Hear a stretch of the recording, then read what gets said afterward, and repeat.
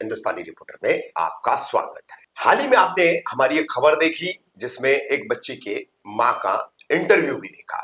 मामला जुड़ा हुआ है मुमरा देवी रोड स्थित यूसुफ पटेल हाई स्कूल। 17 जनवरी की घटना, स्टूडेंट इब्राहिम और उसके साथ अमानवीय मारपीट करने का आरोप इजराइल खान सर पर। इजराइल खान सर ने यह मारपीट की है और उसके बाद एक दो और उन पर आरोप लगे हैं। तो आपको सबसे पहले बता दें कि इजराइल खान सर, जो कि मुमरा कोसा के तमाम एजुकेशनल इंस्टीट्यूट में एक बेहद रिस्पेक्ट से लिया जाने वाला नाम है, और खान सर इससे पहले खान सर इस नाम की सोशल मीडिया पर अक्सर चर्चा रही थी। अभी बीपीएससी के एग्जाम्स के स्टूडेंट्स का जो भी बिहार में मामला चला, उत्तर प्रदेश में चला, तो खान सर ही चर्चा में रहे। तो पता नहीं ये शायद संजोग कहें कि मुमरा के खान सर भले ही इस वजह से चर्चा में आए, लेकिन आपको बता दूं कि हर जगह जैसे अलग अलग पहलू होते हैं, तो खान सर के भी बहुत सारे पहलू हैं। एक गुस्से वाला पहलू था। पुराने स्टूडेंट्स आज भी आप मिलेंगे तो बोलेंगे कि बहुत सख्त है, पढ़ाई के लिए जो है किसी तरह की रियायत नहीं देते और अपने स्टूडेंट से वो पढ़ाई करवा के रहते हैं।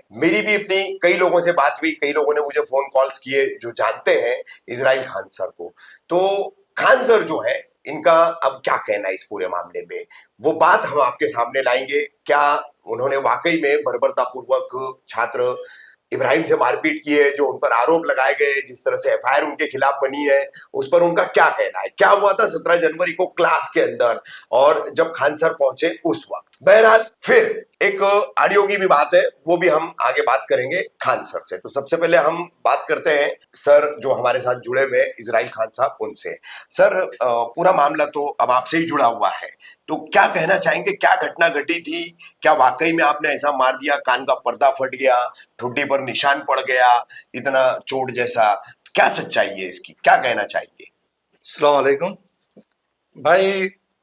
हकीकत यह है कि इब्राहिम नाम का बच्चा 8th ए में बहुत ही प्यारा बच्चा है, बहुत ही अच्छा बच्चा है, पढ़ने में बहुत अच्छा है, इसमें कोई शक नहीं है।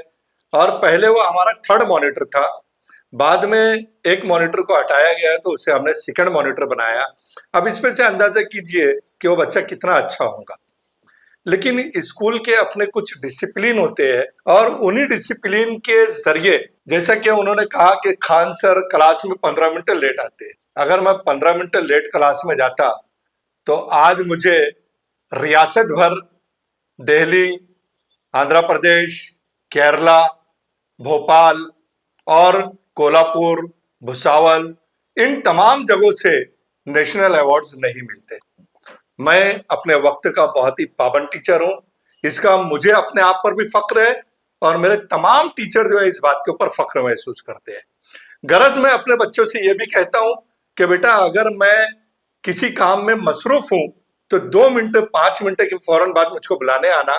और मैं अपने मॉनिटर्स का शुक्रिया भी अदा करता हूं कि अगर मैं थोड़ा सा भी लेट हुआ तो वो फौरन बुलाने के लिए आ जाते हैं। इसलिए सबसे पहले तो ये आरोप मेरे ऊपर गलत है।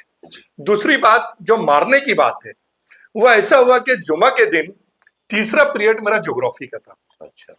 उस ज्योग्राफी के पीरियड में मैं 7 मिनट लेट हुआ और उसकी वजह यह थी कि हमारी स्कूल में को करिकुलर एक्टिविटीज चल रही है, बहुत सारे मुकाबले चल रहे हैं और उन बच्चों को हम तैयार कर रहे हैं। तकरीर के मुकाबले है, बैतबाजी के मुकाबले है और बहुत सारे मुकाबले हो रहे हैं जिसमें तैयारी भी करना पड़ रही है। और हमारी कोशिश ये होती है कि तैयारी करते हुए बच्चों का नुकसान ना हो, इसलिए हम जो है बेहतर तरीके से पीरियड को भी शामिल रहते हैं ताकि डिसिप्लिन भी बरकरार रहे। उस 7 मिनट लेट होने के अंदर क्लास से बहुत जोर से चिल्लाने की आवाज आई। पियून हमारे यहाँ पर है, वो पियून ने मुझसे कहा कि सर आपकी क्लास के अंदर मारापीटी हो रही है। अच्छा। मैं दौड़ता हुआ गया, देखा तो 2 बच्चे मारापीटी कर रहे थे, जिसमें इब्राहिम और एक और बच्चा है, आहद या कुछ नाम है उस बच्चे का जी। ये दोनों बच्चों ने मारापीटी की। मुझे देखते ही साथ दोनों भी हट गए और बड़ी अदब के साथ हाथ बांधकर खड़े हो गए। बच्चों का ये इखलाक देखकर मैं बिल्कुल खामोश हो गया और मैंने कहा कि बेटा, तुम लोगों को मैं क्या मारूं, आप लोग जो है प्रिंसिपल के पास चले जाओ। माशाअल्लाह जो है हमारे पहले मॉनिटर ने दोनों बच्चों को प्रिंसिपल के पास ले गया। अब कानून ऐसा है कि बच्चों को मार नहीं सकते, इसलिए हमारे प्रिंसिपल ने भी 1-1 छड़ी, 2-2 छड़ी, जो भी छोटी मोटी सजा देना थी वो देकर बच्चों को वापस भेज दिए। लेकिन जब बच्चे क्लास में वापस आए तो उनका एटीट्यूड बहुत खराब था, ये अंदाज था उनका। जो मुझे बहुत बुरा लगा कि मैंने बच्चों को एक सबक के लिए, एक सीखने के लिए, एक सजा के लिए नीचे भेजा था, और ये छड़ी खाने के बाद ये बतला रहे हैं कि इनको जो है सजा फर्क वगैरह नहीं पड़ा। नहीं मिली। कोई सर फर्क नहीं आपने पड़ा। जी कोई फर्क नहीं कोई पड़ा। फर्क नहीं पड़ा। तो वो चीज ने मुझको तकलीफ दी। अच्छा। मैंने आहत को जो है पीठ के ऊपर मारी, 2 मारा, मारने के बाद बच्चे इतने दुबले पतले हैं, मैं 95 केजी का आदमी हूँ, वजन इतना है, मेरे हाथ में प्लेट है, मैं पूरी कोनी भी मोड़ नहीं सकता हूँ। तो जो है मैं ये हाथ से तो नहीं मार पाया, इसी हाथ से जो है 2 पटके मारा और उसको मैंने डांट डूट के बैठा दिया। उसके बाद इब्राहिम से कहा, जो चश्मा पहना हुआ था, बोला बेटा आपको क्या मारूं मैं, आप एक काम करो चश्मा उतार लो, ताकि अगर मैं मारूं तो आपका नुकसान ना हो, माँ बाप को क्यों तकलीफ देना चाहते हो। इस तरीके से मैंने उससे कहा, उसने चश्मा उतारा और मैंने उसकी पीठ के ऊपर एक मारा और एक उल्टे हाथ से उसके गाल पर मारा। ये 2 मैंने मारा। बाकी यहाँ पर जो निशान आया है या कान का जो निशान आया है, अल्लाह गवाह है, उससे मेरा कोई ताल्लुक नहीं है।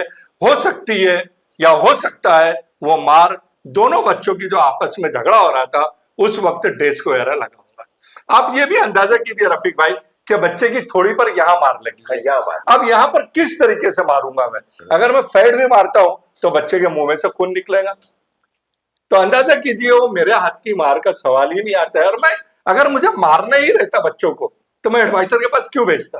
प्रिंसिपल के पास क्यों? प्रिंसिपल के पास भेजने का सवाल ही नहीं आता है। जी। मेरा तो मकसद ये है कि मेरी कौम के बच्चे जितना ज्यादा आगे बढ़ सकते हैं बढ़े, और मैं उसके लिए इंशाअल्लाह ताला अज़ीम मरते दम तक के अपने काम को कभी पीछे हटूंगा नहीं और बच्चों के लिए कोशिशें करता रहूंगा, जैसे आज तक मैंने कोशिश की, और जिसका सिला मुझे समाज भी दे रहा है कि आज तक के मुझे 56 अवार्ड्स मिल चुके हैं, जिसमें 4 नेशनल अवार्ड है, 3 रियासती अवार्ड है, और जिले और दूसरे स्कूलें और अदारों ने बहुत सारे अवार्डों से नवाजा है, जिसमें सबसे बड़ा award Mahatma Gandhi peace award मुझको मिला है, जो केरला से मिला है। केरला से मिला है। जी। उसके बाद गालिब अवार्ड मुझको दिल्ली से मिला है, भोपाल से मुझको नेशनल अवार्ड मिला है, कोल्हापुर से मुझको एमजी पटेल अवार्ड मिला है, नेशनल अवार्ड।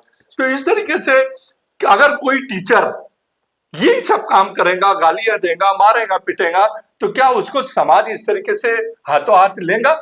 ऐसे इतना सम्मानित क्यों करेगा? क्यों करेगा? हाँ। तो मेरे को बहुत तकलीफ हुई जो मेरे ऊपर इल्जामात लगे हैं। लेकिन ये क्लासेस का आपने कुछ बात कही, एक ऑडियो भी आई फिर इस मामले को लेकर के, तो उसमें कुछ आपने कहा कि मैं क्लासेस के खिलाफ हूँ। क्या क्लासेस का क्या मामला है? देखिए ऐसा होता है कि हम बच्चों को जो है ये कहते हैं, क्योंकि पटेल हाई स्कूल एक ऐसा स्कूल है जहां पर किसी तरह की कोई फीस नहीं ली जाती जी। ना कंप्यूटर की फीस ली जाती है, ना ही कोई और फीस ली जाती है, ट्यूशन फीस भी नहीं है, कोई फीस नहीं ली जाती है पटेल हाई स्कूल में। और मैं हमारे मैनेजमेंट को सैल्यूट करता हूँ, सलाम करता हूँ कि अल्लाह ताला ऐसे मैनेजमेंट जो है ज्यादा से ज्यादा बने, जो बच्चों की कौम की फलाह बहबूदी के लिए काम करते रहे। हमारी कोशिश ये होती है कि हम स्कूल में बच्चों को इतनी अच्छी से पढ़ाते हैं, कोशिश करते हैं, और उसकी तारीफ उसकी वालिदा ने भी आपके इंटरव्यू में किया है जी। कि पटेल हाई स्कूल बहुत अच्छा बहुत स्कूल अच्छा है, है, बेशक यहाँ पर किया बहुत उन्होंने, अच्छा पढ़ाया बिल्कुल कही है, क्योंकि और खुद वहां के स्टूडेंट रह चुके। जी। और मुझे फक्र है कि मैं वहां पर 33 ईयर से पढ़ा रहा हूँ, 34 ईयर्स मेरे अभी कंप्लीट हो जाएंगे।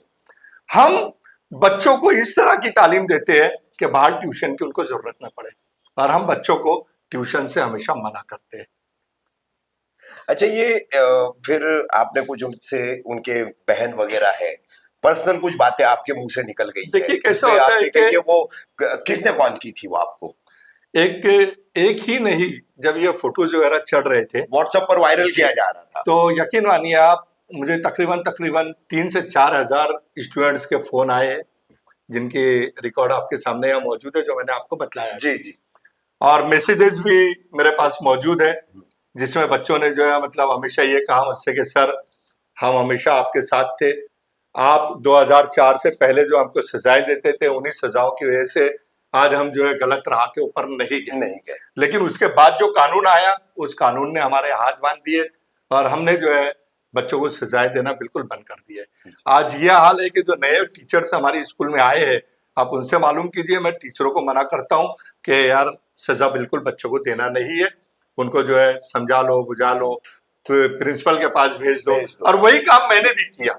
लेकिन जब आप समाज के लिए, कौम के लिए अपनी जिंदगी को वक्फ कर रहे हो, एक वक्त था आपका, एक सुबह और शाम दोनों में जमीन आसमान का फर्क होता है।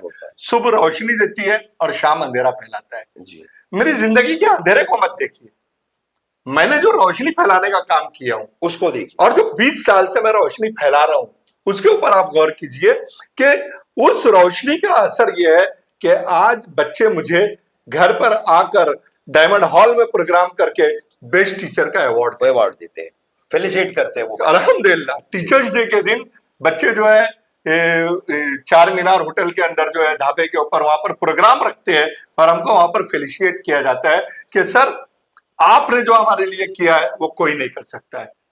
तो सर फिर वो तो उनकी घर के ताल्लुक से आपने जो बात, तो ये जो चीजें है वो तो ठीक नहीं ना, वही बतला रहा हूं मैं कि ये जो चीजें है हाँ। ये इंसान के अंदर हौसला भरती है और उसको ये लगता है कि समाज इसकी बहुत इज्जत कर रहा है जी। लेकिन जब ये बच्चे को मैंने जो 2 मारी है जी, जिसके लिए मैंने जो है पुलिस चौकी के अंदर बहुत ही बेटा बेटा कर जो है मतलब सॉरी भी बोला और कह रहे थे कि आप एटीट्यूड में बात कर रहे थे। नहीं, उन्होंने देखिए आप इंटरव्यू के अंदर ये भी कहा कि सबा बेटा कर रहे थे हाँ। और मैं किसी को भी बेटा दिल से बोलता हूँ, वो स्टूडेंट मेरे पास पढ़ा हो या ना पढ़ा हो मेरी औलाद की जगह है।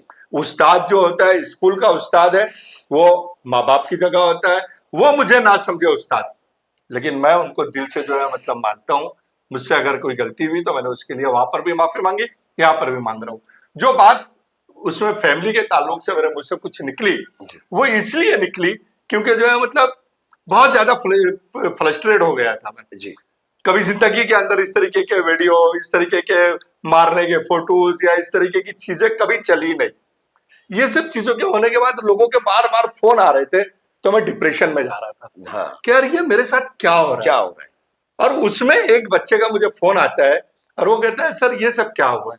उसमें मेरे मुंह से कुछ अल्फाज, नाजेबा अल्फाज अगर निकले तो मैं उसके लिए फिर खुलेआम जो है मतलब ये कहता हूं कि मैं अपने बच्चे हैं दोनों से मैं माफी चाहता हूं कि जो है इस तरीके के अल्फाज मुझे नहीं बोलना चाहिए था, बोल दिया हूं। जबान है इंसान की, गुस्सा आता है, गुस्से में मेरे से अल्फाज निकल गए, उसके लिए मैं माजरत खाऊं और मुझे यकीन है कि वो भी जो है मेरी इस सॉरी को जो है कबूल करेंगे और जो है ये मामले को यहीं पर खत्म करके जो है सुकून से दूसरे बच्चों को भी हम और अच्छी तरीके से पढ़ा सके। ऐसा होता है कि ये सब चीजों का टेंशन जब इंसान के दिमाग पर आता है तो जो तालीम देना चाहिए वो नहीं दे सकते। अभी मुझे असर पड़ता है फिर उस पर। एक पेरेंट्स का मुझको जो है मैसेज आया है, उसने रात को 11 बजे मैसेज किया और उसने कहा कि सर आपसे एक दरख्वास्त है कि आप लड़कियों में 10वीं में एक लेक्चर लीजिए। अच्छा। तो मैंने कहा भाई मैं तो छुट्टी के ऊपर जा रहा हूँ हाँ। इसलिए पॉसिबल नहीं है।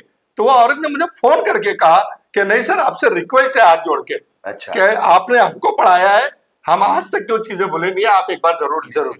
अब ये सब चीजें होने के बाद क्या होती है कि मैं मेंटली तौर के ऊपर डिस्टर्ब हो गया हूँ और जो चीजें मुझे 10वीं के एग्जाम आ रहे हैं हाँ। जो बच्चों को देना चाहिए, जो मैंने प्लानिंग की थी वो मैं नहीं दे पाऊंगा।